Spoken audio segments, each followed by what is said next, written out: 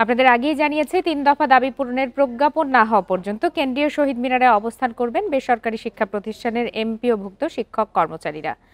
এমপিওভুক্ত শিক্ষক কর্মচারীদের আন্দোলন নিয়ে আরো বিস্তারিত জানাতে এই মুহূর্তে কেন্দ্রীয় শহীদ মিনার প্রাঙ্গণ থেকে যোগ দিয়েছেন সহকর্মী মামুনুর রহমান। মামুনুর রহমান, ৩ দফা দাবি পূরণের প্রজ্ঞাপন না হওয়া পর্যন্ত তো আন্দোলন চালিয়ে যাওয়ার ঘোষণা দিয়েছেন এমপিওভুক্ত শিক্ষক কর্মচারীরা। সর্বশেষ কি পরিস্থিতি সেখানকার জানাবেন? তারা কোনো ধরনের আশ্বাস এখন পর্যন্ত পেয়েছেন কিনা? যেমনটি আপনি বলছিলেন, ৩ দফা দাবিতে কিন্তু গতকাল থেকে কিন্তু আন্দোলন করছে এমপিওভুক্ত শিক্ষক ও কর্মচারীরা। তাদের ৩ দফার মধ্যে যে দাবিগুলো ছিল তারা প্রত্যেকে বলছেন এই দাবিগুলো যৌক্তিক এবং যে অবধি দাবিগুলো মানা না হবে, প্রজ্ঞাপন জারি না হবে, সে অবধি কিন্তু তারা এই মাঠ ছাড়বেন না, শহীদ মিনারে তারা থাকবেন। যখনই তাদের প্রজ্ঞাপন জারি হবে তারপরে কিন্তু তারা এই দাবি শহীদ মিনার থেকে তারা চলে যাবেন বলছেন। তাদের দাবিগুলো তারা যদি আরেকবার তুলে ধরি, তারা বলছিলেন তাদের মূল বেতনের বাসা ভাড়া যেটি রয়েছে সেই বাসা ভাড়ার থেকে 20% তাদের বাড়াতে হবে। উৎসব ভাতা তাদের বাড়ানোর কথা বলেছে 75%। এছাড়া চিকিৎসার যে খরচ সেটি কিন্তু বলেছেন ভাতা 1500 টাকা ভাতা বাড়ানোর দাবিটা তুলেছেন এবং এই দাবি যে যৌক্তিক সে ব্যাপারে কিন্তু তারা বিভিন্ন মতবাদ তুলে ধরছেন এবং তারা বলছেন যে সময়ের সাথে যে বর্তমান যে বাজার পরিস্থিতি, সেই বাজার পরিস্থিতি কিন্তু তারা সবচেয়ে অবহেলিত বলছেন। অবহেলিত কারণ বলছেন যে যৌক্তিক কারণ তারা কিন্তু তুলে ধরছেন। এছাড়া কিন্তু গতকাল আমরা যেটি দেখেছি যে এনসিপির যে দল রয়েছে তারা কিন্তু এদের সাথে পূর্ণ সমর্থন জানিয়েছেন।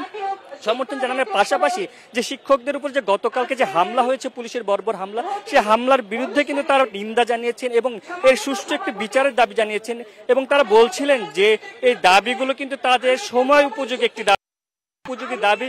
কেন সরকার মানতে বিলম্ব করছেন, কেন এই দাবি মানা হচ্ছে না, সে ব্যাপারে কিন্তু তারা বারবার প্রশ্ন তুলছেন এবং তারা কিন্তু গতকাল রাত এই শহীদ মিনারে অবস্থান করেছেন। রোববার থেকে কিন্তু গতকাল রাতও তারা শহীদ মিনারে অবস্থান ছিলেন, যদিও তাদের কর্মবিরতি এখন কিন্তু সকল স্কুল মাদ্রাসায় যে বেসরকারি এমপিভুক্ত কলেজগুলো রয়েছে সেগুলো কিন্তু এখনো কর্মবিরতি চলছে এবং এই কর্মবিরতি চলবে যে অবধি প্রজ্ঞাপন জারি হবে না, সে অবধি কিন্তু তারা এই কর্মসূচি তারা চালিয়ে যাবেন। তাদের কিন্তু এই কর্মসূচি ছিল এই মঙ্গলবার থেকে, কিন্তু যেহেতু তাদের উপর গতকাল একটি হামলা হয়েছে, সেই হামলার পরিপ্রেক্ষিতে কিন্তু তারা বলছেন যে হামলার পরিপ্রেক্ষিতে আজ থেকে মানে গতকাল থেকে যে অবধি প্রজ্ঞাপন জারি হবে না সে অবধি তাদের এই কর্মবিরতি চলবে।